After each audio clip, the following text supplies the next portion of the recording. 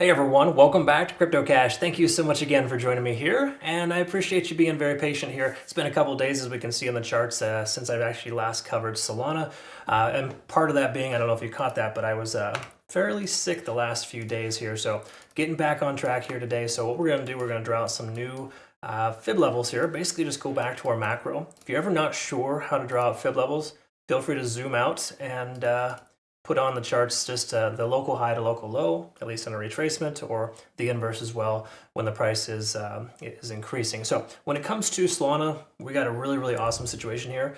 Over that 203 mark, there's a strong chance we close above that level here today.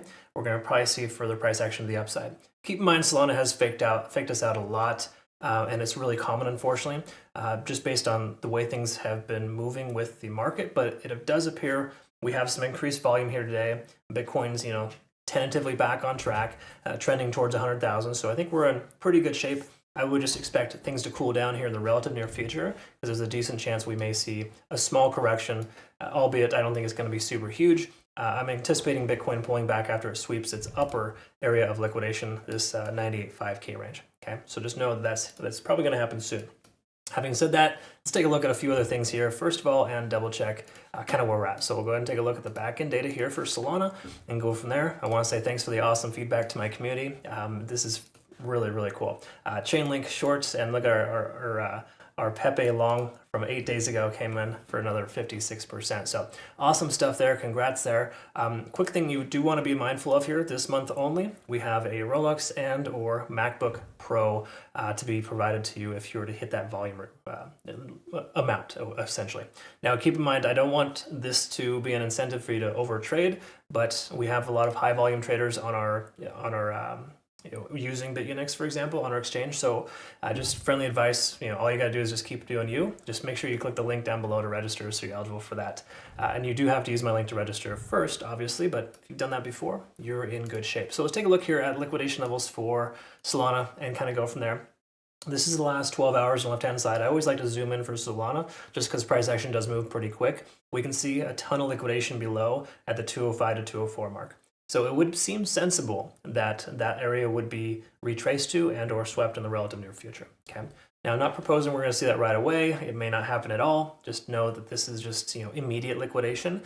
But a lot of people feel comfortable and confident taking it along at the 205 to 203 range, as you can see here, which makes perfect sense, right? I would have done so had I been awake 3 or 4 hours ago. Okay. So again, just kind of one of those things that you want to be paying attention to. We take a look at the macro here, we can see that this 213, there's $1 billion in liquidation at 213. So I wouldn't be surprised if we see a good little wick up to 213, the price pulls it back, or the inverse, we come back down to 203, retest that, sweep these late longs here, and then effectively jump back up to 213. Me personally, I'm always going to be the one to wait for the price to pull back before I take a long versus shorting into it. So I don't recommend shorting at this point, even though Solana is overextended. It's just something you don't want to do, because if you take a look at liquidation here, there's a lot of liquidation to the upside, letting us know that there's a lot more confidence in taking longs than there is taking shorts. And if you're trying to bet against that, you've got another thing coming, right? You got to kind of hope that a whale just dumps all their Solana, and that's not something you want to hope for, right? That you don't trade based on hope, you trade on statistics, right? And that's why we look at this here, because we want to make sure that we are statistically more likely to find success going in either direction. Right now, it makes more sense to go up than down, but taking a late long here feels kind of weird. However, it's perfectly sensible. We're going to see if this is worth taking along at this point, or if we want to wait for a pullback. But taking a look here at open interest, we can see the most amount of interest we have is at 195. Those are those breakout traders adding to their position before the price broke out. And then, of course, we got 190 as well as that secondary there. So just kind of reinforces the support range. If we do break down below 200, we may see a bounce off 196 or 190 to be more specific. So that's kind of where we're at there. Let's take a look at the daily time frame, work our way down. And when we look here, we always want to look at two things first. First things first is a descending trend line.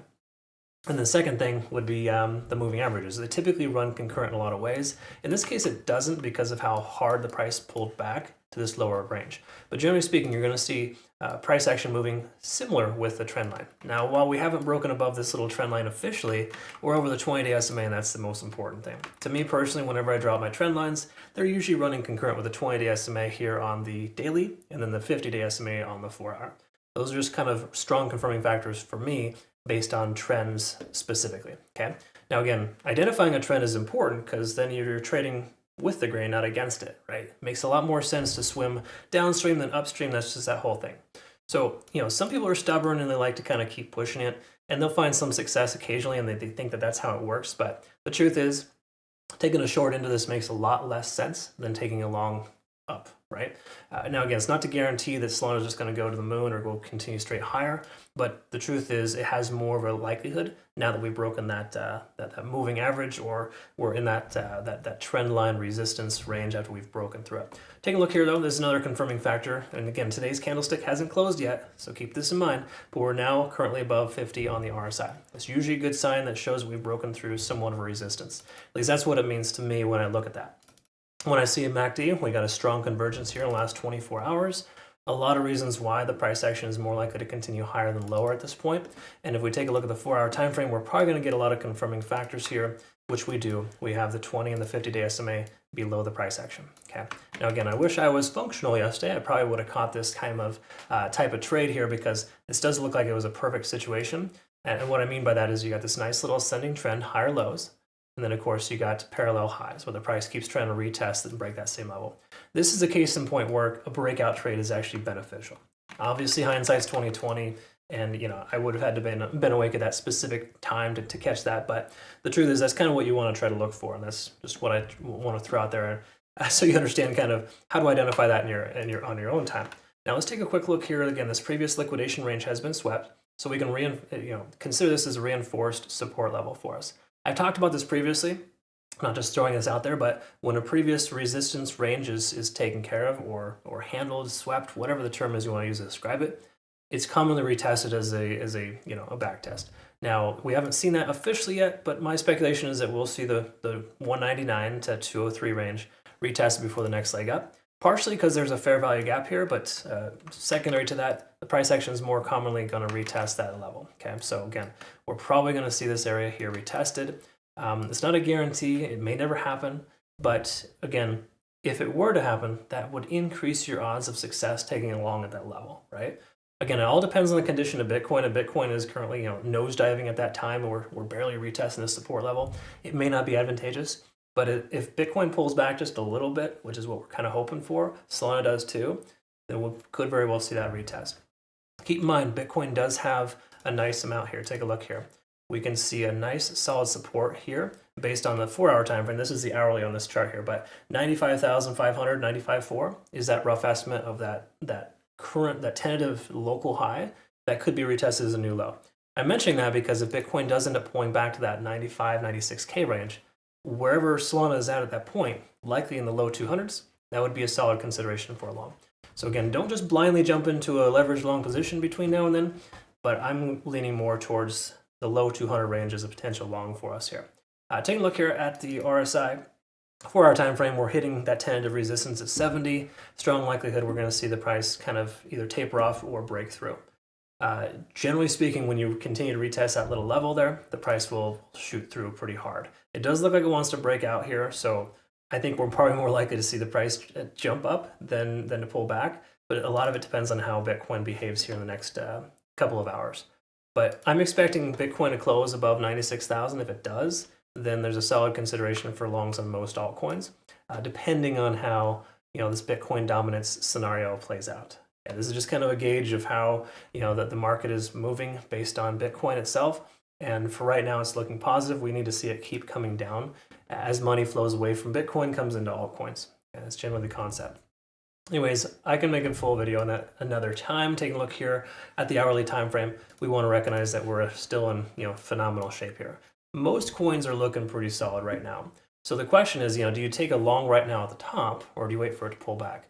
Me being a conservative trader, always trying to recommend best practice to my traders, I'm going to say wait for that 200 to 203 mark, which may never happen. Okay, so if you want to get some skin in the game, sometimes it's best to maybe put a 25 to 30% position size.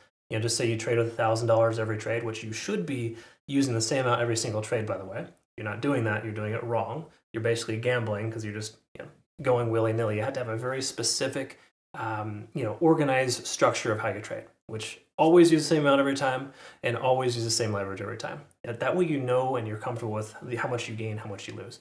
Anyways, what I'm getting at here, if you want to get some skin in the game here at like the 208, 209 range, put a small position size in there so you can catch the runner. The price pulls back, average in, and maybe continue to average in if, depending on the overall circumstance. Great areas of consideration would be, again, 203 to 199. So hypothetically, 208, 203, 199, those are 3 great considerations for long entries. Just keep in mind the price may pull back and should pull back soon, but Bitcoin's kind of on fire right now for the most part, up 3% on the day.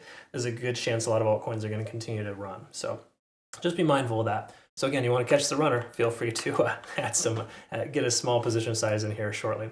But that's kind of where we're at there. Mostly positive. There's really nothing here disadvantageous for Solana. It's just a matter of where you want to get in. And as far as take profit targets are concerned, folks, I mean, the best way to address that is to find local highs and to kind of work within that, or fib levels. That's where fibs do come in handy.